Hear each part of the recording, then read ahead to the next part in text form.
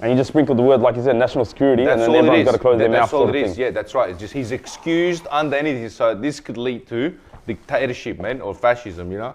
Because a similar thing happened with Hitler. I could talk about that. Yeah, because Hitler wasn't Hitler at the start, right? He slowly became Hitler, right? So, yeah, because Hitler was given the right, it was called the Enabling Act in 1933, where he gave himself the rights to be above. And then after like 6 months, he eliminated all his opponents. You know, there was a night of the long knives or whatever it's called, and he just killed off everybody. Murked his opponents, you know, in one night. What a genius man. His police went around and just, you know. So that was just a year after he came to power and after passing that law, Enabling Act. And this is similar thing has happened and people not too aware of it. On July 1st, 2024, man, they've fucked over the Constitution, man. That's an interesting one to look into, bro, because when you think about it, if anything gets passed in Australia, it gets passed in America 2 weeks later, man. I mean, everything gets passed in America, it gets passed in Australia 2 weeks later. Absolutely, you know what I mean? And we're that's the worry. Waiting on that. That's right, and that's the worry, you know? Brother. The way we go about it. Let's say, Parj, what do you do about it, bro? In a situation like that? Look, what I'm fighting for now, you know what I mean, and I'm committed to, and I think is basically the only solution from what I've come to is a socialist revolution, you know? That's it. There is no other way around it. Yeah, there is no reform, you know? I love it, but hey, we got to do something, hey. We got to do something. We got to do something. Like it has to be a working class revolution. Yeah, it has to be. Like that's basically where I'm at. You know what I mean? So because everything else is, you can see it. You know, you can. There's another thing that happened with a Labor MP that's recently been fucking pushed out of the party. She was a pro-Palestinian, you know, and she was. They've been terrorizing her to the point where they're doing all these weird tactics to get her to resign, and she finally did. She resigned, bro. She resigned because, just because of her stance, her pro-Palestinian stance. Just because of her stance. And this is not the Liberal Party. Huh? This is not the Liberal Party we're talking about. This is the Labor. That's right. The champions for the lower class. The lower class, apparently. Yeah. That's right. The sport. Her name was Senator Payman or something like that. You know. Fuck. And she gave this speech, you know, and she was distraught, the woman. You know what I mean? They've done it dirty like K-Rod, man. You know, just bullied her out of it. It basically said, don't rock up to all the secretaries left from working with her. They told her not to come and vote on certain things, like just bullied her. They completely isolated her. And then she just felt like there was no other choice but to tap out, you know? Because if she didn't, she still had voting rights for the next 5 years. Okay. You know what I mean? So she could have resisted it, but she felt... I mean, she's getting, like you said, she's getting bullied, bro. Yeah, and it's like, is it worth your mental becoming? That's right. Yeah, absolutely, man. Is, you know, sometimes you got to look after yourself. You got to look after that, man. That's right. I feel for her, bro. I feel for her. Hey, Big Parj, what's happening, bro? Yeah, what's happening, man? Finally, we can have a coffee. We can finally have a coffee, relax and chat, cuzzy, huh? I'm wrapped to have you on, brother. You got to be a regular, bro. You know what I mean? Yeah, we're getting it to that point now, bro. You know, because the chemistry's out of this world, bro. How was your week, man? What you get up to? Yeah, not too bad, brother. Not too bad, man. I've been just busy as always, busy with life, you know. So what I'm doing is I'm pursuing acting at the moment, and I've been pursuing it since London, obviously. Absolutely. And it's a very hard battle, you know what I mean? To get in there, to get your roles, to get your jobs, you know what I mean? So I've got this new film coming up. It's called Bloodlust. Bloodlust. All right, talk to me. Huh? It already sounds interesting, brother. Bloodlust. So it's a story about these people, I think, trapped in this post-apocalyptic world in which they have to, and I don't know, I'm not quite sure exactly, but yeah, post-apocalyptic world, the stories around that sort of premises, and then, you know, they were like the last people in the woods, and then they come across someone and they get into a fight, and there's a whole like revenge plot that occurs after the fight, or they kill one of the women and whatever, something like that. You know? Nice, bro. Right? But see, that's what I love to see. I love the growth patch. But you know what I mean? Like I remember what 3 weeks ago when I was talking to you and you were saying, we're going to catch up for a coffee, and like, I got to head down to Sydney for an acting gig. So it's beautiful. Patch, yeah, man. I'm doing some of those. That's getting a few gigs, yeah, which is good, which is fucking knock on wood, you know, which wasn't the case before. You know, when I came back here after I came back from London, done my training, I thought, in Australia, it might be a better market, you know what I mean? Because it just, you know, but because of the accent and just the way you speak. But it wasn't the case, man. For a whole year, I had nothing, You bro. were shut out of bed, like nothing. Huh? Absolutely nothing, bro. Nothing. And you were putting yourself out there trying. I'm putting myself out there, but I'm still lazy. You know what I mean? I still got a bit of that pride where I'm like, hey, you don't want me, I don't want you as well, sort of thing. Still, it's one of those things where I put myself enough, but not probably as much as other people do, But it's what it is, So I do enough to sort of put myself out there, just enough, and then but sometimes, mainly on Facebook, actually, oddly enough, it's worked, Oh, okay. Facebook, so just myself, because I got an agent, got an agent in London, got an agent here, but like it's rare you get good auditions, and when you do get auditions, it's hard to land them because there's so many other, there's sometimes 200-300 plus people going for one role. Bruh. You know what I mean? Like you got to be really stand out or lucky, like to actually get that role. It's a very niche system. It's very class based. Wow. Like 80% of all actors are like middle class and above. Sounds like the rental market at the moment in Melbourne, huh? Legit, huh? 300 people waiting up front. Now you got to be a certain place, certain time. You got to offer a bit more just to get the role, sort of thing. That's right. That's what we did for the last renting place, me and Cal. That's what you got to do. We offered. We had to offer more money, man. You got to be the 30 count, right? You got to be the. But if you need a roof, if you want a roof, that's what I mean. If you got a rental place, and we had to play the different cards as well, man, to get it. Sometimes you got to do what you got to do, brother. You ended up getting it, so you won. That's it, brother. That's it. What about yourself, man? Nah, it was good, man. Good week, man. Just how it is, bro. Family. Just remaining on top of things. Yeah. You know what I mean? Just trying to do as much as possible. It's good, man. It's good. Smiling, appreciating. That's life, man. How do you find now the transition between family life and when you were just completely out there on your own, by yourself, doing everything under a sun, ambitious, that sort of ambition that you had to overtake the market, the streets, you know what I mean? Like, what's that sort of, because to me, it's completely different. It's opposite. Night and day. Absolutely. And how did you transition from one to the other? Man, it was hard, Parj. It was hard. Like for a good point. Like obviously, being in the area, you know what I mean, doing what I was doing, making sure that everything was taken care of. I was very much relaxed in my spot, and everybody will come to me and be like, hey, what you need, this, that, boom, boom, boom. It's gotten to the point now, Parj, where I still feel there's still an element of that where I look after, because now with my kids and stuff like that, they'll come to me and I'll be like, oh yeah, what do I need to do for you, this, that, whoop, But Parj, there's an added level of stress initially, because I mention this all the time, Parj. When I made that transition and I went into isolation, having to, getting married, staying with my wife and having kids and shit like that,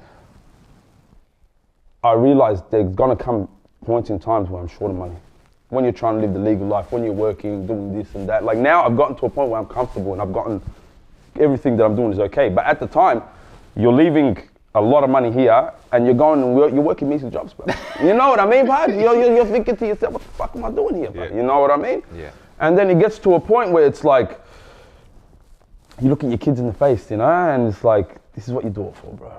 This is what you do it for. You know what I mean? Because it comes to a point, if I kept going back to the area and I was ever short of money at any time, there's always a way for me there. So I had to just completely isolate myself, man. I had to almost make myself crazy to become a different person. Yeah. If that makes sense. Yeah, it makes sense. That's sense. right. That's right. Because it's hard. It's hard. It's almost like what I find that it's like a magnet of some sort. It draws you back in because you're low on cash, you're low on money. You have a couple of people that they're pushing certain things. You can go, okay, chop me out a little bit, set me up. Yep. You start doing your own little thing. It takes a while, but you build up to it, and then you go, okay, I got my own little small business, and you feel successful. Yep. You feel successful. You feel like you've achieved something, even though it's whatever you say, Muslims say haram, or you say it's no good, or it's just not a nice thing to do, is it? You know what I mean? Considering what's happening even now. Yeah. Around the 100%, man. Around the areas and stuff, like people dying from overdoses and everything along those ways. And, it's a shit thing to do. But at the same time, there's an addiction part of it that you feel successful. You feel like you're achieving something. You know what I mean? You made that great point there, bro. Because people think, easy money, easy money. But there's no such thing as easy money in the streets, brother. There's no such thing as easy money in the streets. You know what I mean? The fact is, you're always watching your back. You're checking out the cops. Not just cops, where we're from. There's wolves out there that just roll around just trying to fucking get, you know what I mean? They'll go rob drug dealers just to get a come up. You know what I mean? Those wolves, and we know they are, yeah? Sometimes people who are doing this end up becoming those wolves, then become that again. You know what I mean? That's just the way the area is, man, you know? So there's no easy money, bro. If you're able to be semi-successful on the street, you can make that transition to becoming a great legal businessman. Great legal businessman. Because now you don't have to deal with shit on your own. You don't got to deal with violence on your own. You can just be like, hey, we're going by the letter of the law. You go take care of this for me. Courts, go take care of this for me. Police, go take care of this for me. Yeah. You get what I'm saying, Parj? Yeah. So anybody who claims, easy money on the street. I swear to God, me and you know, it's not easy. If you're successful, it's not easy, bro. You know what I mean? Not at all. Not easy. Man. And the paranoia that it comes with it, the anxiety that comes with it, the drug use that comes with it eventually because of all of those mental things that you're trying to cope with, the escapism, because you feel like, fuck, you know, especially being an immigrant, you go, is this what my parents brought me here for? You know what I mean? You feel like you're failing them in a sense, you know? Fuck me, that's true. You feel like you're failing them, you go, fuck this, I'm sitting there, you know what I mean? I'm going, what the fuck is this, bro? This isn't what mum wanted me to have education, you know, to be someone, to bring respect to the family, you know what I mean? This brings shame to it, you know? And so all these feelings you escaping through some sort of fucking other addiction, you know? And then what happened to me is I just went from one addiction to the other, till I ended up, you know? Just falling pretty much at the rock bottom, you know? But it's hard to notice that, right? You don't know when you went from the dude that was like, that would make 3,000-4,000 a day to being rock bottom. In your mind, you can't tell the difference, bro. It's only people from the outside that literally tell you, bro, what's going on with you? You know what I mean? Yeah. It's hard, bro, when you're in it, man, you know? If you have those people that's going to say anything, because a lot of people keep quiet or they remove themselves. What I found in that case, they remove themselves. They become like, they fear you. They see like, oh, you know, this guy's cooked or this guy's, you know, he's not all there or whatever. So therefore, I'll just remove myself rather than if you're going to be a brother and you're going to be a mate, you got to tell that to someone. That's what I want to communicate to people. You got to fucking tell them. If your mate's heading through a fucking shit patch or they're down, you know, on their luck, you got to approach him and say, hey, brother, what's happening? You know what I mean? Pull him up. Bruv. Do your best to do everything you can for your brothers. You know what I mean? That's because there was a point where I felt alone. I was by myself, brother. No one would answer my calls. No one would do, you know, like except Hatton. Yeah. Hatton. Oh, the G. Hatton that's my brother. You know what I mean? Like that. And who would have thought there'll be an Albanian and Serb pair, brother? Albanian and Serb brother still, brother. Brothers till this day. You know what I mean? Like, and he's your brother too. Yep. You know what I mean? Absolutely. So you grew up with him. So that's my man. So like, and you know, and he felt like that's the only person I had to rely on, and my family. And at one stage, you know what I mean? I was suffering from psychosis, you know what I mean? Right, that's a big problem within our community. Bro. I was fucking, and I felt like it was so easy just to slip up, you know what I mean? I'll tell you this one story, since we're on this topic anyway, yeah? This is how crazy it got to one stage. I'm there, so I'm fucking, I used to do benders from like Thursday to Sunday, you know what I mean? No sleep, just snorting, drinking, going hard, puffing, fucking you name it, anything to keep going, you know? And then I come there Monday morning and I'm gambling as well. So everything that I'm making, all the fucking palming that you're doing and hustling, then everything goes on gambling, you know what I mean? So that you feel the lowest of the lows. So I'm coming down off everything. I'm fucking seething, you know what I mean? I lost all my money and then I'm walking around Crown and I'm looking to rob someone, you know what I mean? I'm looking to rob another drug dealer because usually drug dealers will come there because all these junkies come there and they're nice, so they come to Crown on Monday morning usually or Sunday morning, somewhere around there because they know people are fiending and they make money off them, right? And you go to the bathroom and you fucking do your thing and you come back out, you go into slots machines or whatever. So I'm looking and I'm trying to suss out, you know, who I can fucking bring to the bathroom. Bash them, take their drugs, you know what I mean, and then leave. Absolutely. So I'm there in the smoking section, you know, and I'm running, I'm fucking seething, you know, my mind is just set on that, you know what I mean? Like I'm shaky, like I'm just ready to pounce, right?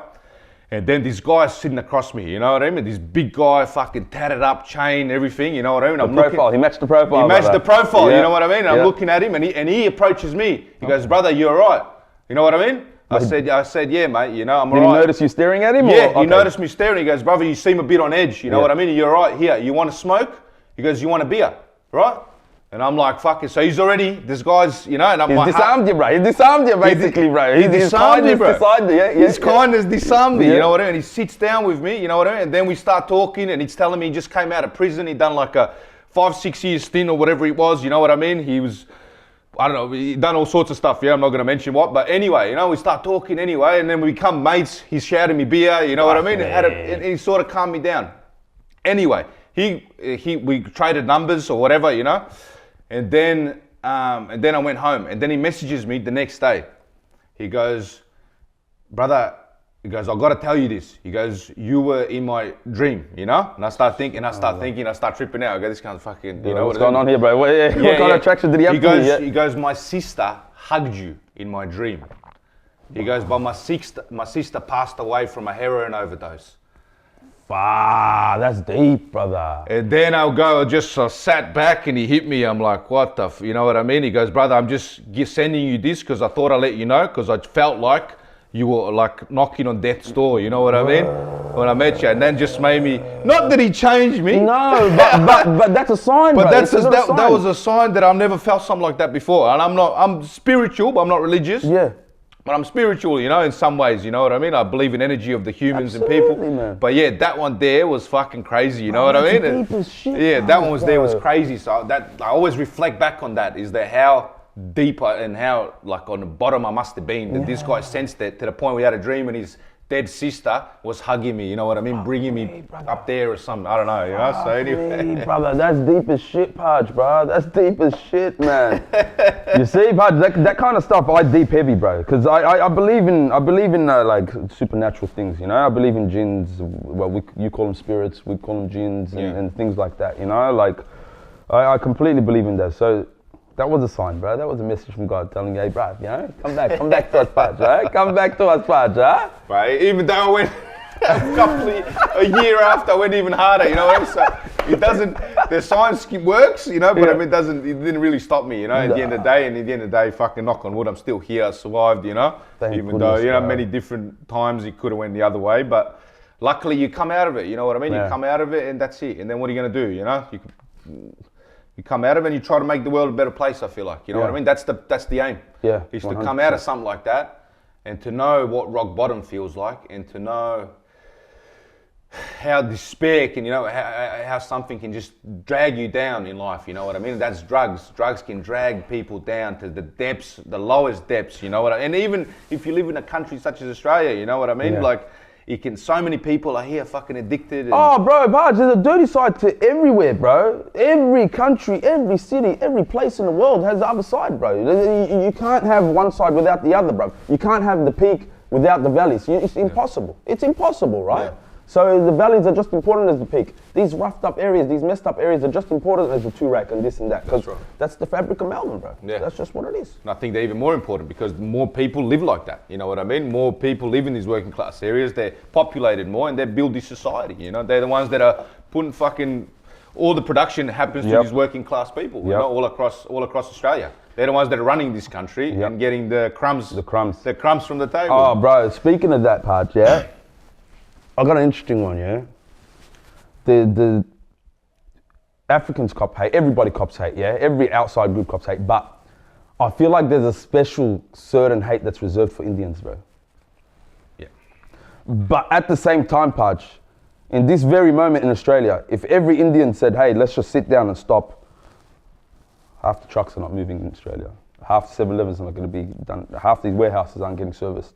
You know what I mean? Doctors, how many doctors, how many professional engineers, IT. How many IT people, you know what I mean? Indian immigrants and Indians themselves, what a people, you know, what a very smart, educated bunch of people who are contributing to this society unbelievably, big time, you know what I mean? Just like all the other fucking immigrants, you know what I mean? Over the years, you know, immigrants built this fucking country, 100%. You know what I mean? Everyone was a fucking immigrant 100%. coming to this bloody country, you know, that's what people don't understand.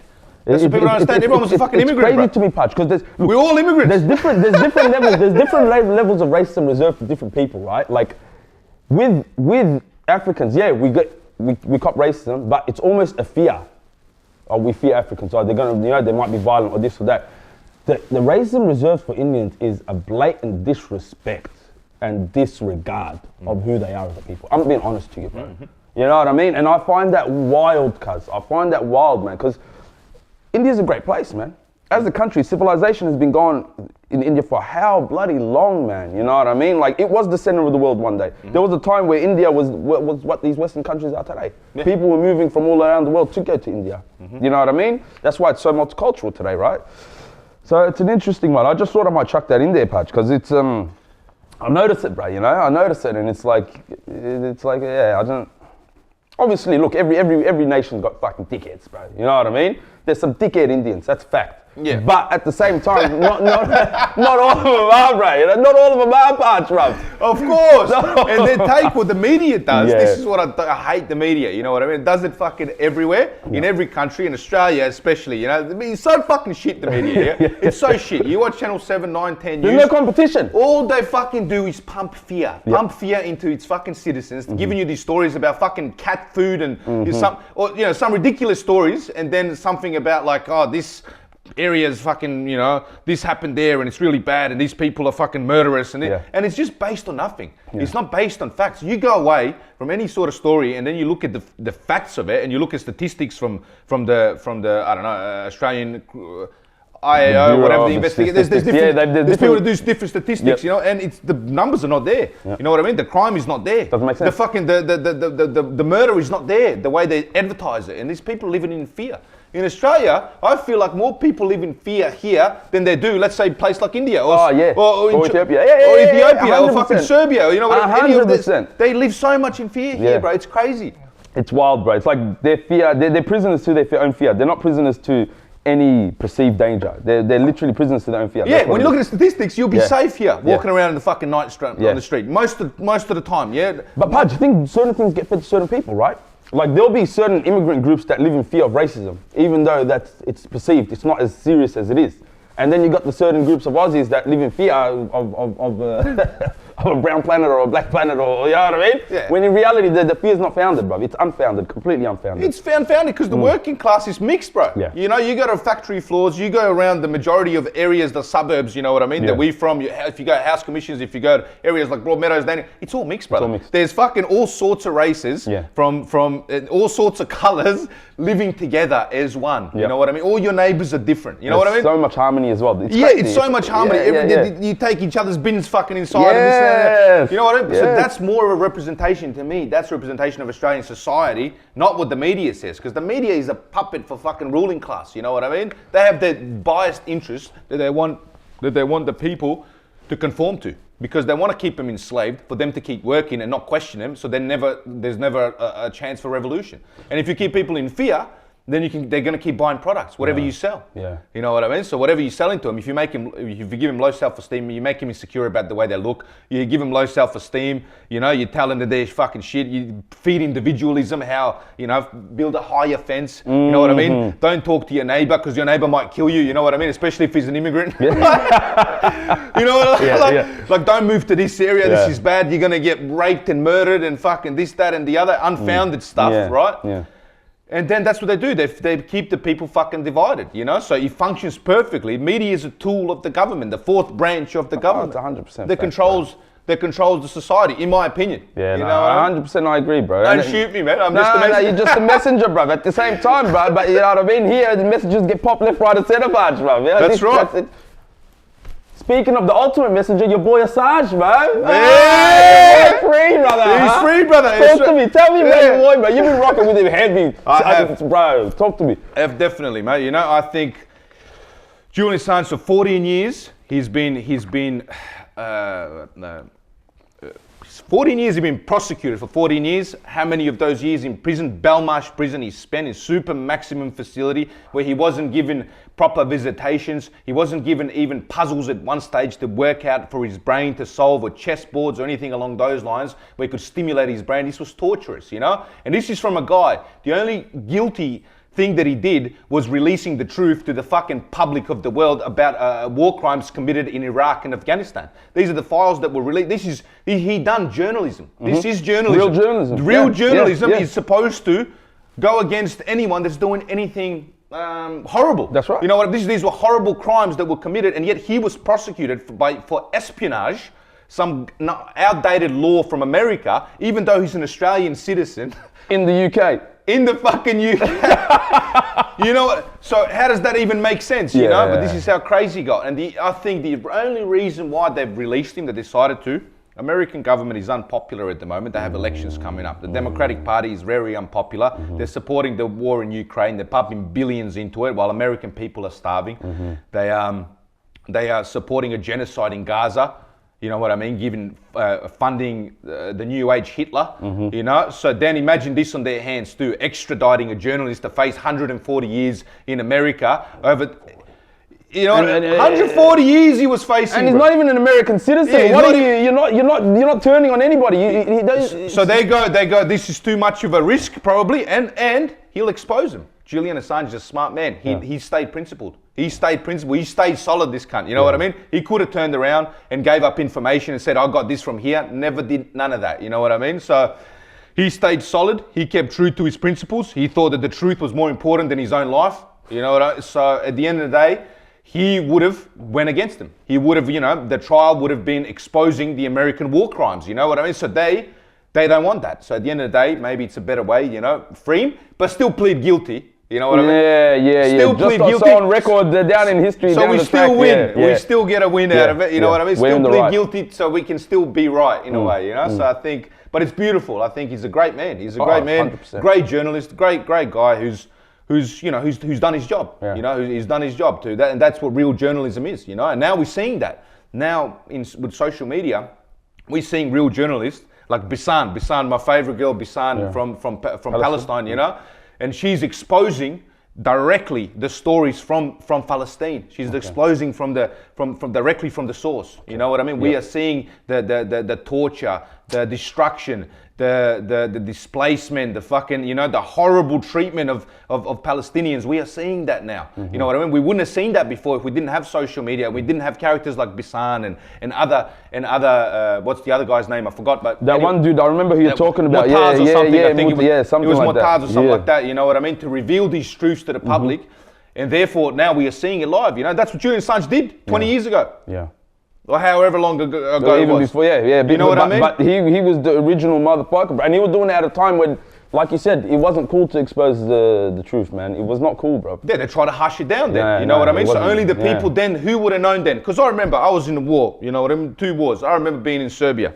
You know what I mean? They dropping NATO bombs on Serbia, right? They fabricated certain things about that conflict, you know what I mean? That this is the ethnic cleansing going on. So they got US and NATO always lied. I just want to make that clear. They always lied. You know what I mean? I'm not defending Serbian actions, or I'm not trying to be like a pro nationalist or anything like that. You know what I mean? I'm for unity of Yugoslavia. I'm for the working class unity of Croatia. I'm half Serb, half Croatian, and I want the unity of all these countries. You know what I mean? I think it functions much better, and I want United Social States of Europe at the end of the day. That's the achievement, you know? Yeah. But what happened was they fabricated these lies. They bombed our place, you know. And then I'm seeing on the news, this is the contradiction. I'm seeing on the news, people are applauding it. You know, they're applauding this. While I'm seeing innocent people being murdered. You know what I mean? Kids being murdered. Bombs being dropped on fucking bridges. Households. I've seen buses, exploding bus with fucking dead babies in it. You know what I mean? Like we are seeing the reality of it. But we don't know. I can't take out my phone and go to Instagram and say, like, look, this is actually what's happening. People don't know then. Yeah. So I'm seeing people on the news supporting it. You know what I mean? Yelling like, yes, you know, that's good. And that just builds up animosity. And it builds animosity. And also what he did, it built up animosity. A lot of anger against, you know, a lot of anger growing up because of that. And also, then I realized also they're telling lies. I've realized from a young age, when I was 9 years old, I realized they're telling lies. You know, these motherfuckers in the West, they're not keeping it real. They're not telling the truth to the public, to their own citizen. They're not telling the truth to the world. They're fabricating it in order to advance their fucking interests. You know what I mean? They have their hidden agendas, and that's the main thing that they're doing. You know, and on the matter how many innocent people get killed, no matter what, it was always collateral damage. Every time there was a strike, they didn't hit a fucking military target, it was considered collateral damage. And the military targets these motherfuckers hit, I remember I'm there, the bomb drops, me and my mates, after we go to the bomb site to check it out, yeah? It was a 1945 abandoned military base. in the middle of a civilian area. Farmers. They killed farmers working the land, fucking taking out watermelons, brother. You know what I mean? That's what they did. That's what that strike did, you know. But they claimed it as a victory of hitting a military base, you know what I mean? And us kids, we went there, probably got fucking depleted uranium now. We're gonna get fucking cancer. But we went there, we ate those watermelons, we were like fucking dogs. We try to gang fucking shells, you know what I mean? Old school shells from the AK-47 and machine gun bullets, you know. Walking around with the shells. That's right, you know. So that's. You know, you make fun with you do what you can. You do to make it light, brother. You know what I mean? As a kid, you don't understand war, you know. Parj, how was the process, but from refugee camp to come to Australia? Was that a tough process? It was extremely tough. I was depressed. Yeah. I was extremely depressed, brother. Yeah. I came here for first 2 years. I was depressed. I hated it. I hated Australia. I'll be honest. Yeah. You know what I mean? Because what happened is in there, I didn't want to go. I had my mates, you know what I mean? I loved it. I loved fucking my refugee camp. I loved my friends. I loved my community. It's more communal living over there. All community, bro. We all know each other. Yeah, you know what I mean? You raise different kids. Yeah. You know, you can smack different kids if they're misbehaving. You know that's the thing. So-and-so's son or daughter, get out of here. If you're hungry, you go to someone's door, they feed you. You know what I mean? There was a community. And we were all a bunch of fucking refugees. Because we were Serbs that were displaced throughout the war. From Bosnia, from Croatia, you know what I mean? So we were all different. So you had fucking, you know, and then we weren't even included into the Serb community, right? Because we were looked at as these like dirty refugees. So I never fit in anywhere, brother. You know what I mean? Croat Serb, you're a Bosnian Serb. I used to be called like a Croat in Serbia. You know what I mean? Then I go to Bosnia and I'm called a Serb because of my accent. I go to Croatia, I'm with a fucking Serb, rocking a Serb Mijatovic, rocking a Serb player, and they tell me, why aren't you rocking Shuker or whatever the name was, you know? Mate, it's a lose-lose situation. It's a lose-lose, bro. As a kid, you just watch your hair like, what the fuck's going on, bro? What am I doing? What am I done wrong, you know? Identity was a big issue, huh? Big issue, you know? So, but the thing is, to get back to your point of coming back to here, so yeah, I loved it. I loved my fucking refugee camp, you know what I mean? I loved my mates. It was so hard for me to leave, you know what I mean? And I didn't want to leave. But I said to Mum, give me a PlayStation 1. Okay, if I go, give me I'll go. Give me PlayStation 1.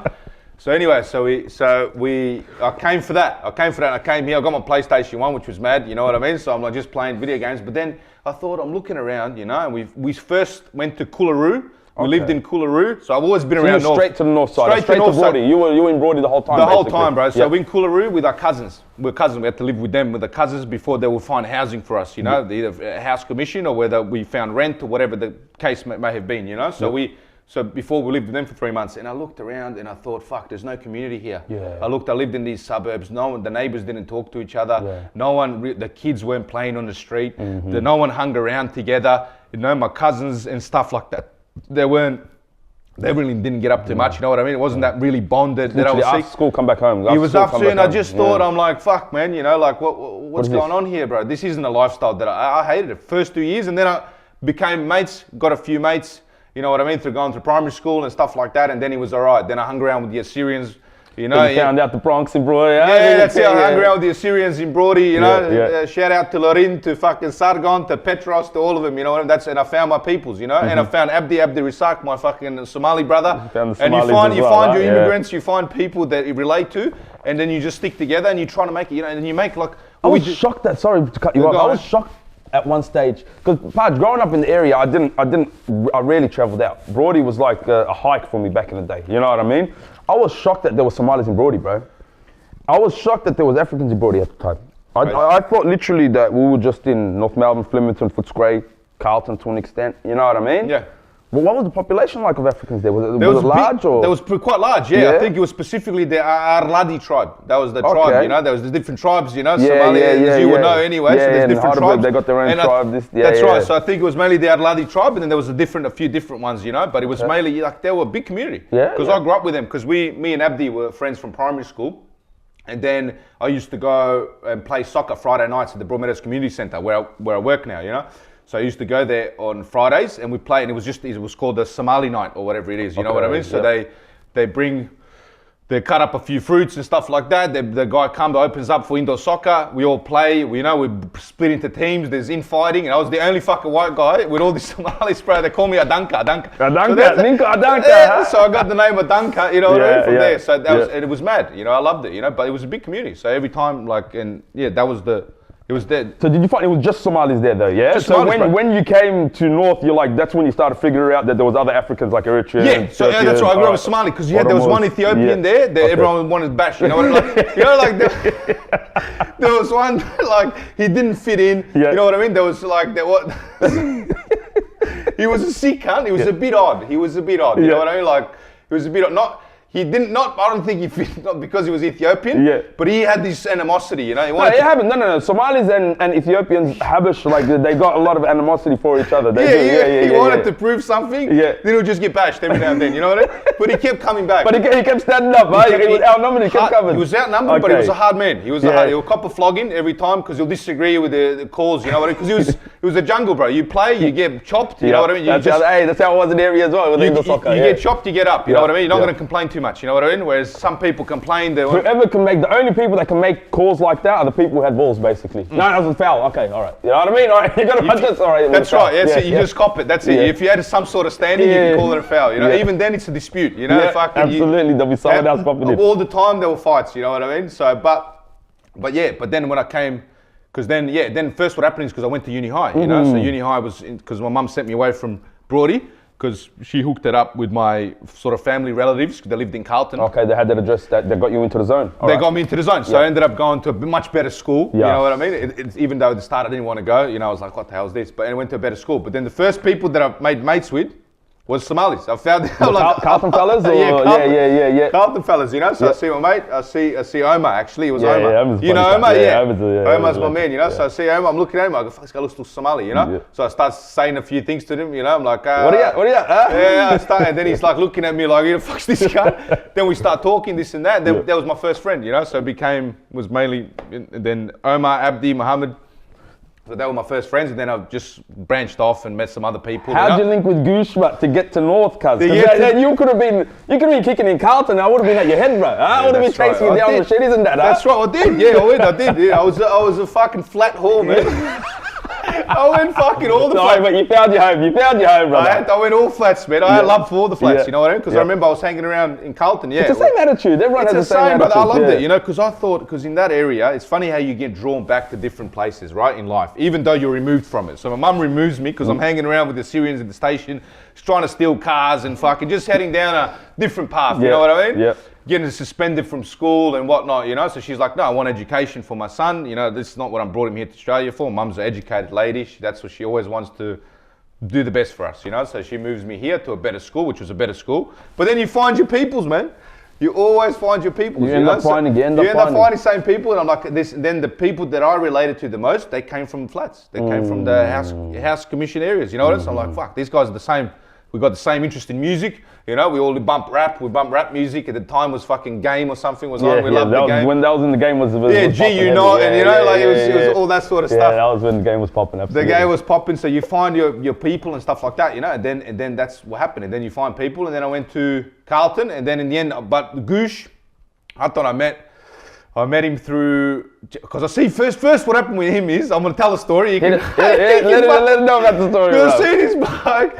Because I see him in class and he's hanging around with all these like alternative people, you know what I mean? Or I thought alternative. Look, at that time I was homophobic too in a way, you know what I mean? So I'm looking down. You're like, what are you kicking it with? Yeah, I'm like, fuck, what's this? It looks like this big wog guy with he had a hot dog's haircut, you know what I mean? He had this little mullet. You know, so and you two, just for the viewers, you two are probably the same size, yeah? Height-wise, he's a big boy. He's a big boy. He's bigger. I'll give him that. He's bigger. He's got the. I'll give him that. He's bigger. He's a massive. He's of East European stock, so he's a big boy. That's right, with that stock. So I see him and I'm like, bro, this cunt, man, what's he doing? You know, like, who's he kicking it with? You know, like, I'm tripping out. I see him. He's rocking a tracksuit. He's got Adidas. And I'm looking at him like that. This guy's like he's like my mate, but I don't know who's he kicking with. He's like, who's he kicking with? What's going on? You couldn't put your finger on him, I couldn't put a finger on it. So after a while, at the start, I was like, didn't really talk to him and stuff, even though we were in the same class together, you know? But after a while, somehow we hooked up and then we just kicked it off, you know? And I realised, I'm like, this cunt's fucking, is like my long-lost brother, you know? From another mother, basically, and then he brought me around North Melbourne, man. Then I come around, I'm shaking hands with everyone. I'm like, look at these sick cunts fucking. Now you know where the area is. It's a proper area. Now you're in North, brother. I come to North. I'm like, fuck, this reminds me of a refugee camp in a way. I thought, because everyone was the same. Everyone lived in the same sort of housing. It was a street, because flats flats are different, bro. Flats are just a different thing in itself, you know what I mean? But I love the setup of the houses, the little two streets. Dead end. We had our dead end. Yeah, that's right. That's how it was. So under the tree, so even the cops driving past, they couldn't really see who was there at any time. Yeah, and there was ways to escape. Sorry, but there was ways to escape. We had alleyways going that way. So even if a cop would want to come up the street, would be able to see them from the stairs and go into that alleyway. It was just done. It was amazing. They didn't know what was going on. It was amazing. It was fun. I'm looking around. I'm like, fuck, this is mad, bro. All different immigrants. Everyone's hanging around together, like different nationalities, different. But everyone's a sick cunt. You know what I mean? I thought, everyone's standoffish at the start, but I knew that because that's how it is anyway. You standoffish, you're sussing out the bloke. You see, can you trust them or not? You actually appreciate that standoffness. I appreciate it. It makes sense because you're like, it's going to take a while before you become friends with these guys if you do. So you're the same. So you don't rush it. You don't try to be nice or whatever. You're like, all right, we're either gonna bump heads or we're gonna be mates. You know what I mean? It's one or the other in the hood, man. That's a fact. That's a fact, though. That's how it sort of goes. So anyway, after a while, hang around with him, and then I've met everyone else, and fucking there you go, bro. And then I became mates with. That was my new family. You became North Boy, bro. Basically, man. Basically, new family, man. Nah, bro. That was that. It's because as soon as I did see you, I seen you and Goosh, and I was like, yeah, these cunts are the same bloke, bro. You know what I mean? And I'll be like, yeah, this cunt's the same person as me. And the way it was, Parj, was like, we just debate everything at the back. Because cunts will think that I'm not going to say the word retarded because we can't say that anymore, but cunts will think that there's something wrong with us. Oh, these cunts are just there, you know what I mean, doing what they do. But they didn't realize we were debating politics, debating philosophy, debating everything under the sun, bro. You know what I mean? And we were sharpening our mind when we were around each other, bro. And that's one thing that I appreciate about the area, you know what I mean? Like, everything rubs off on everybody else. So if you come with me with information, I'm going to get that. I'll take it there with that. You know what I mean? And in the area, we've got that much different types of personalities that you can gain a lot of knowledge if you really want to, bro. If you really want to, If you want to. That's what it is, isn't it? You know what I mean? If you want to. That's right. Absolutely, man. Hey, man, but not much people want to, huh? Not much people want to. You need curiosity, man. Curiosity, Like, they say curiosity killed the cat, you know what I mean? But at the same time, fuck, you have to be curious about life. I feel like, you got to...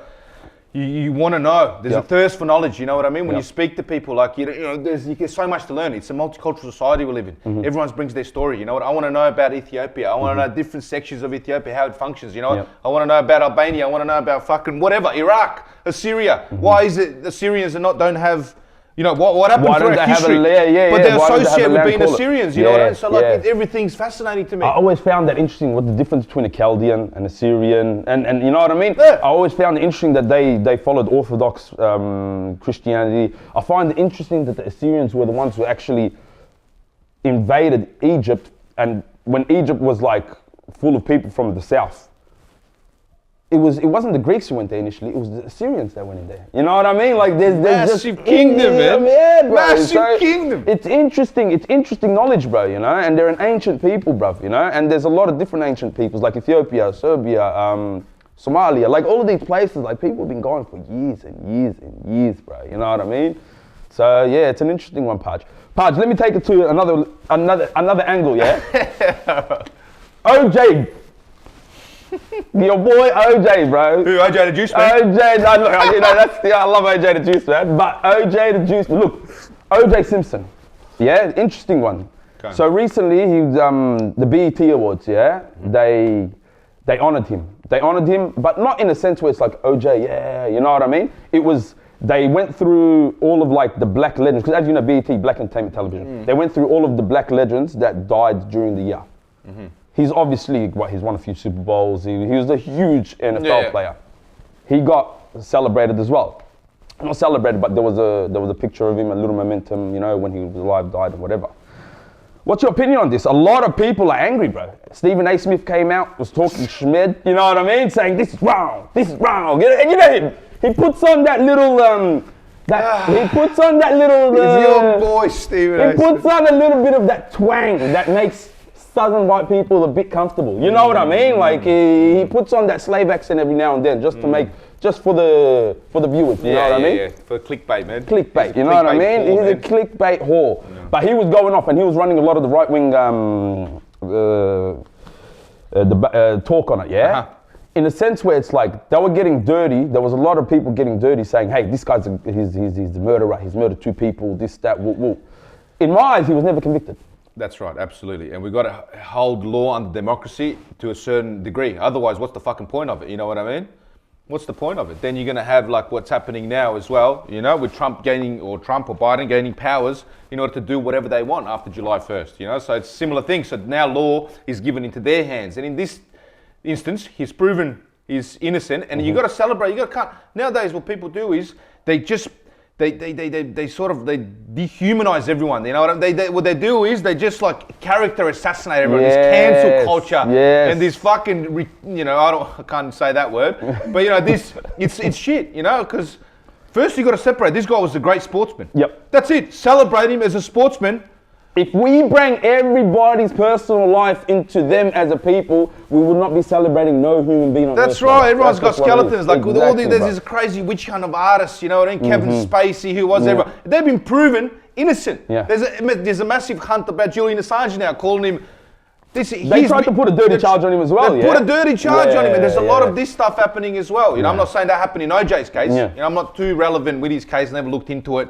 People say it's more likely than not that he was guilty and whatnot. We can say that. We can say that. Yeah. But at the same time, I'm not the judge. I'm not I'm not gonna judge a person based on all I know is he was proven innocent, and if he made some great achievements as a sportsman, great. You know what I mean? So what? Absolutely, you're right. What are you gonna do? You're gonna shun him and blacklist him. I hate that sort of narrative. I'm with you, because it's a slippery slope now. Because now we're picking and choosing who we care about and who we don't care about, who we're going to hold accountable for something. You know what I mean? We go by the law. They said that he was not guilty. It is what it is, bro. Celebrate the cunt. That's what it is, bro. You know what I mean? It is what it is, man. And he's like died as well, man. So. That's right. It's death after death. Look what they've done to Michael Jackson, man. Don't get me started on what they've done to MJ. Till this day, people are trying to, have you seen the documentary? Yeah. Have you seen the documentary? Fuck your documentary. You know what I mean? Yeah. Fuck your documentary. What are you going to do? Firstly, he can't defend himself. He was a legend. Michael Jackson was a pure legend. You know what I mean? They were talking about a king of pop. And now they're trying to discredit this man's name after death to say that he was, fondling kids because of a documentary by two people who are probably trying to gain something out of it. Gain bugs, gain fame. Bro, you know what I mean? The power of Michael Jackson. I remember my mum telling me, no, she actually showed me the picture of my uncle, because my family, obviously, like they had to flee Ethiopia and that. They grew up in Somalia. And there's a picture of my uncle with a Michael Jackson glove, bro. And he used to rock the moonwalk back in the 80s in Somali, Mogadishu, bro. On the streets of Mogadishu, bro, you know what I mean? That's the amount of power he had. I'm sure in Serbia people would have been doing the same thing, bro. My first tape was Michael Jackson, bro. I'm going to defend him till I die. I don't give a fuck, you know what I mean? I don't give a fuck, you know what I mean? Michael Jackson's the man. That was my first tape, was fucking Michael Jackson. We used to do the moonwalk in Serbia, man. You know what I mean? Yep, 100%. That's what it is, So defend your artists, bro. Defend your artists, your authors and stuff. If we look back on history, you know what I mean? Some of the artists were worse people, you know what I mean? Like, not good people. They've done some fucking ratchet shit, you know? But at the same time, their books were great. Their art was great. You know what I mean? You got to separate the two. You know what I mean? You can't be linking this fucking thing of going like, oh, but this guy's a bad person, therefore we have to cancel anything that he's ever done that's good. Yeah. Get the fuck out of here. No, that's absolute fact. The fact is, Parj, is that I believe that for you to be a great artist, you got to be some form of cuckoo. You know what I mean? Like, you got to have some form of skeleton somewhere, bro. You got to be. You're sensitive. You're to world events. You're emotional. You're not going to be always solid. You know what I mean? You're going to do some fucking ratchet shit. But at the same time, you're creating art, and then you're creating art, and that's what you know. And then that art should be judged by itself. No, 100%. That's on its own. Whether it's good or bad, let that be judged on the art, not the artist. You know, I think you should separate the two. That's just who we are as human beings, Parj. We're all contradictions. We're not who we were yesterday, bro. Do you know what I mean? I should be able to grow into a different person, bro. You know what I mean? It's like, am I going to judge you on your past for your whole life? Exactly. You know what I mean? When you're 60, you're like, yeah, fuck yeah, but you remember your grandfather did this. Oh, this guy robbed me back in the days, brother. Bro, come on, man. Get over it, mate. Now, bro. Yeah, leave me alone, bro. Yeah. I've got my kids and my grandkids, and leave me alone. Absolutely correct. That's it, bro. Fucking leave. Yeah, that's people grow and they change, they evolve, and plus anything that a human does, especially a working class human, is nothing compared to what the people, these presidents do. You know what I mean? How many bodies does Obama have? How many bodies does Trump have? How many bodies does fucking Biden have? These cunts got bodies on bodies on bodies compared to your worst serial killer. These motherfuckers have got 1,000 more bodies on their hands. You know what I mean? They absolutely do, bro. They absolutely do, and that's why, Parj, I'm confused about this certain. Look, I don't really care, right? But whoever's in, they're both the same. But bro, we can't keep looking at as Trump as the bad dude while Biden's sitting there, bro. No. And we give him that kind of pass, man. No. You know what I mean, man? Yeah. Like, that frustrates the hell out of me, Parj. Yeah. Frustrates the hell out of me, bro. Just because of the party that he represents is supposedly a party. But in reality, we know that that party was the racist party at the start. It was the party that brought in the KKK. You know what I mean? All of this shit. We know that, bro. Yeah. All of these horrible laws that brought in to discriminate against African Americans. It was the Democratic Party that brought it in, bro. Yeah. No, it's ridiculous, you know, and that's the point. There is no good guy and the bad guy. There's no evil. Well, it's the worst evil, so we can't get Trump in the power. This guy, he's been slaughtering children. Yeah. Biden, the dementia, you know what I mean? Has been fucking slaughtering children, that fucking scumbag, you know what I mean? Yeah. He's been sending weapons and arming the new Hitler into slaughtering fucking children. So what sort of a new wave or new progressive ways is this guy going to offer, or his party? His party's signing off on everything. This is bipartisan decisions for war. They're bipartisan. They all vote on it, and they're all pass it. So they're coming together. Yes, there's some fascistic elements of the Republican Party, and Trump definitely is a fascist. You know what I mean? I feel like he is a fascist. You know what I mean? He wants that. He wants dictatorial power. You know what I mean? He already tried to have a coup. You know, inside a coup and overthrow the fucking. The government. Do you believe he's a fascist, or do you believe he takes advantage of fascists just to get where he wants to get to? I don't think this guy cares about anybody in America, bro. I think he cares about just getting rich to cunt, bro. That's right. He cares about the rich. Yeah, that's it. Yeah. But that's what fascism is. Okay, all right. Because that's what fascism is. Because Hitler initially worked with the capitalists. Okay. He didn't want to work with the reason. So Hitler initially, he made a deal with the capitalists. You know what I mean? That was the first deal he made, was with the capitalists. You know, so it wasn't even. But when they say he hated Jews from the start, it wasn't. He hated Jewish people for their link to socialism and equality, because a lot of Jewish people were linked to socialism in that period. You know what I mean? Okay. It wasn't Rothschild, the capitalist. It was Karl Marx. The Jewish, and most of them were living in the hood back then. Incited his most fear. You know, so that was the Hitler's initial theory. Many people get that wrong. You know what I mean? They're saying it was mainly that. And that's why he was so scared of revolution to occur and equality and things of that nature, of socialism, rather than he was of, this rich capitalist or whatever to overtake Germany, So that's another thing, That's another one to look into, bro. It's fucking interesting shit, bro.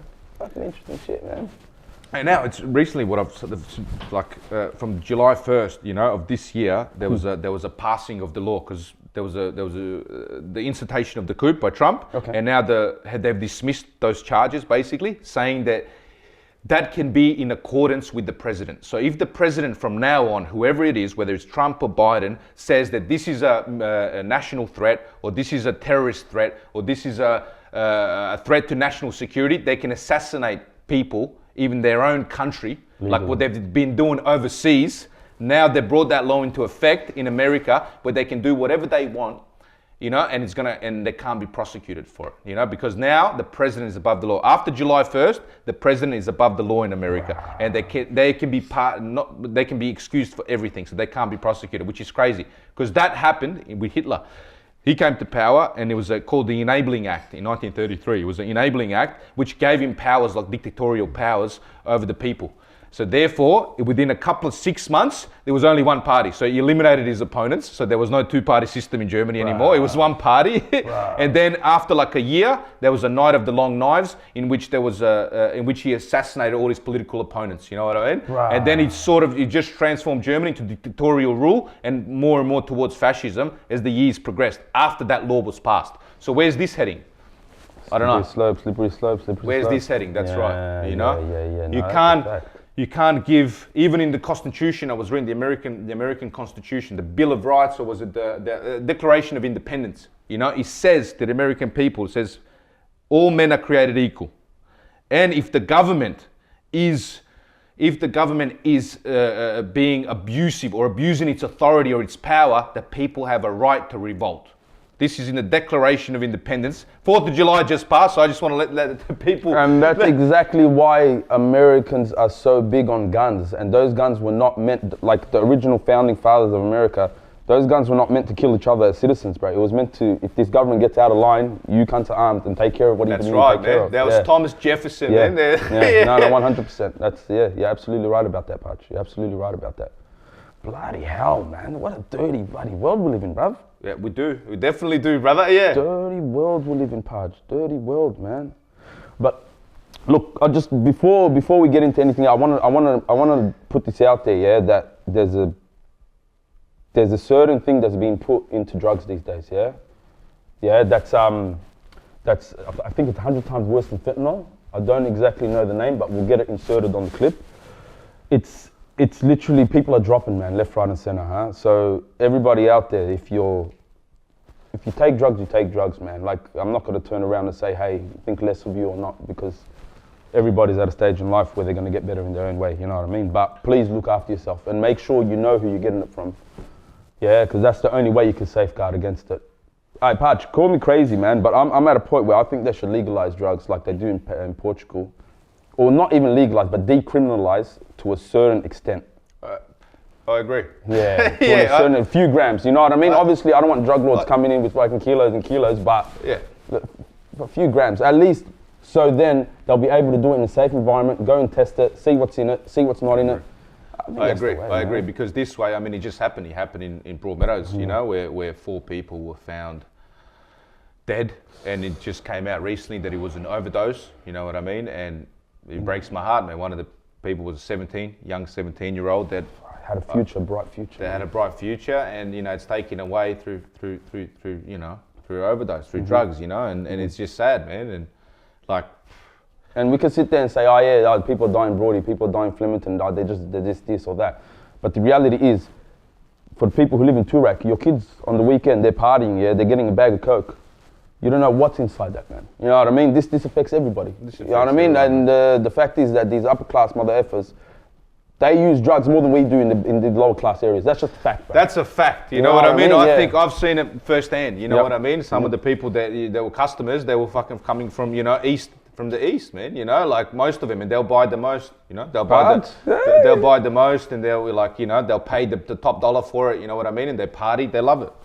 So and I think in Australia, it's a big problem, man. Yeah. I think it's because I've traveled the world and I've seen different parts of the world, right? And they party everywhere they party. You know, I went to New York and I thought, oh, it's a city that never sleeps. You know what I mean? So I'm there partying and fucking sniffing and whatnot. You know what I mean? But everyone goes to bed at 3-4. Yeah. I'm going, brother. Let's go. Let's keep going. There's nowhere to go. There's nowhere to go. You know, this is in New York. You know, the big apple, huh? Yeah. In London, there is plaplaces you can sort of go and keep going, but in Melbourne, man, it's like I had the craziest, wildest nights here and forever. You know, there's places you can go. There's people, and they pay top dollar for drugs here. You know what I mean? Yeah, like this is the most probably expensive place for cocaine. Yeah, you know? man. Drug dealers get rich over here in Australia. You know what I mean? Like this. Yeah. Absolutely, they get absolutely rich. You know, look at how much you pay for cocaine. That's crap anyway. That's cut. You know what I mean? Most of it's cut with creatine. You know what I mean? You're snorting creatine, brother. Danced on, it's been moonwalked on 20 times before it gets to your nose, brother. That's just what it is, bro. You're snorting creatine. We might as well go gym, brother. After you snort it, you know what I mean? To get the muscles to pump. You know, you're not consuming. I'm telling you right now. You know what I mean? That's a fact, part. Because growing up, you know, whenever we grab IDs for cunts that are on TikTok, you see the IDs, South Yarra, Paran, Toorak, like people will come from all of these areas to the flats just to cop, you know what I mean? But it's crazy, and I've seen some stories where even, I remember when I was doing paramedicine, you know what I mean? Yeah. And they would tell me that there was functioning like lawyers from like, I don't know, really high-end areas that would shoot up heroin at nighttime, and they will be found there, and they'll go to these places for overdose, and it'll be the nicest house, the richest house, and this guy's shooting up heroin, man. He's some like a really high-class lawyer. You know, and every night he's shooting up fucking heroin, but he's functioning, so people think it's okay. He's got the money for it, so it's everywhere, man. Drugs are fucking everywhere here in Australia, man. Everywhere, you know, and it's a thing. I think it's a big problem because in Australia, one of the statistics that I recently found, you know, it was like that about 3,000 people between years, maybe let's say 2022, 2023, but I think there's an average 3,000 people commit suicide, man, in Australia. 3,000 people commit suicide, bro. That's staggering. That's staggering. So that, in a way, I think drugs sort of are linked into that. You know, 100%. Because I remember growing up, Parj, like anyone that grew up in the area, in the flats, like in any area, any flats, like you've seen at least 3 to 4. You've seen multiple people jump when you were a kid. Yeah. Jump off the buildings. That's a norm, bro. You know what I mean? That's crazy to me. That's right. So that happens, bro. Yeah, you're right, man. Like suicide is big in Australia, and we don't look. Obviously, you don't want to blast it everywhere because at the same time it could be it could be a thing that people start getting ideas and this and that, you know, but there has to be something done about it, man. There has to be something done. Like, it's not spoken about at all, Parj, like suicide awareness or anything like that. Nah, this is crazy. You and know, it's us that copy. It's men that copy usually when it comes I think to it. one statistic was like about, out of those 3,000, I think 2,100 to 200 were men. You know what I mean? So that's crazy. You know what I mean? So that's like here. There's that culture, I suppose, of like, yeah, you're a man and you keep it to yourself and you fucking get on with it, and you know, and that's bullshit. You know, at the end of the day, man, you got to talk, man. That's why we're here, man. On the dialogue, man. That's you got to have a dialoguing, brother. You got to have a fucking chat about it, mate. If you're a man out there, speak about it, bro. Let it out, bro. I mean, that's not going to make you weak. It makes you even stronger. Vulnerability is what's going to make you stronger. You know what I mean? Because that's what we need. There's enough for that. There's enough people keeping everything back, trying to be strong, trying to pretend that they're strong, and then what? You go and fucking jump off a bridge. You know what I mean? What's that? Where's the strength in that? You know what I mean? Where's the strength in so that? at the end of the day, man, talk about it, bro. Vent like no tomorrow. You know what I mean? As a man, you know what I mean? Like, and that's what I think. You know, because everyone's just so fucking conservative here. So you just. They suppress everything, you know what I mean? They suppress emotion. Then they get fucking drunk every fucking Friday, brother. Every Friday, Saturday night, they get absolutely pissed. They snort every fucking drug under the sun. Then they start hugging you and getting all emotional and crying and fucking this, that, and the other. Don't... Parj, that's why there's so much violence. And Parj, our domestic violence rate in Australia is probably one of the highest in the world as well, bro. Did you know that every grand final day, the domestic violence rates, apparently they jump threefold during the AFL grand final, bro. That's crazy. You know what I mean? Cunts get on the piss, the team starts losing, bang, a wife's face gets punched. You know what I mean? Like, it's wild, bro.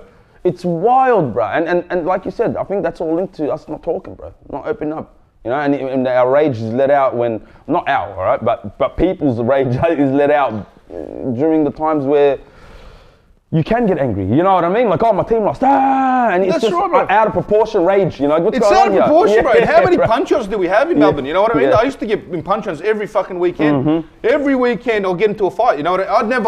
I've been out other places, bro. I don't see that many punch-ons. Wherever I was. London, I've never seen one. London, you never seen one punch-on the whole time you were there? And how long were you there for? 3 years. Boom. No, one punch-on, you know what I mean? Like, so it's weird. In Melbourne, you go out on a Friday night, just go for a cruise, bro. You'll see it, King Street, down King Street. Yeah, down King Street, we used to punch all the fucking time. Because people just keep that suppressed, then they get drunk, and then they get angry, because that's the emotion that we can allow as men to get angry. And I'm the same. Look, I'm saying this now, but I was exactly that, you know. That's how we get rewarded for getting angry. Let's be real, that's bro. it, you know. You fucking get angry, and you want to just let that anger out on someone. You know what a sick cat, yeah? He's out here dropping cunts left, right, and center. That's just a fact. That's just a fact, man. That's just a fact, Parj. Did I talk about shmedo of the week? Nah. Okay, all right, let's do it. Shmedo of the week is going to be this car chase, yeah, Parj? Let me show you this car chase, yeah? This way.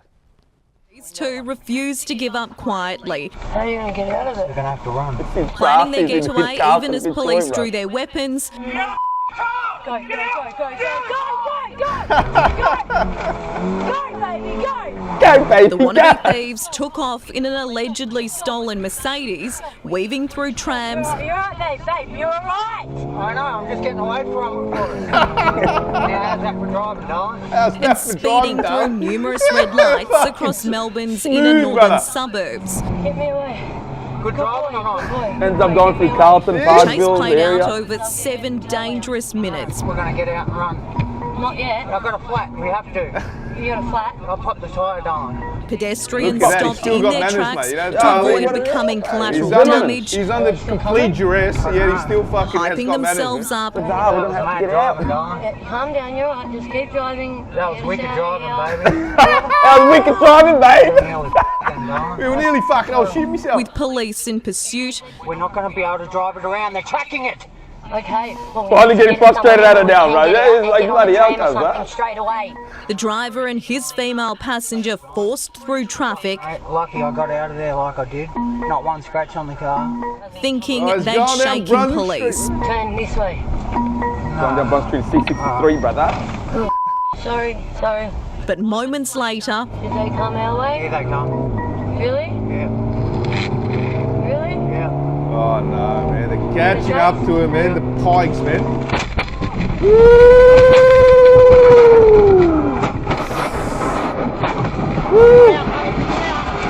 the pair was arrested on Monday and taken to hospital under police guard with minor injuries. The driver of the Ford Ranger they crashed into escaped unharmed. A 40-year-old Dandenong man was charged with reckless conduct and a number of driving offences. His 28-year-old female passenger was charged with theft of a motor vehicle. I'd be thinking this can drive. So this is my shmedo of the week, Parj. Let me tell you why, yeah? Homeboy was a good driver. I'll give it to him. He was a good driver. He got out of there and everything, yeah? What it told me with those charges, she ended up getting charged for theft of a motor vehicle. So she brought him that car. He literally said, love, we got to get out a few times. Treated her with the ultimate respect, right? Yeah. Like, darling, this, that, woo, woo. C63.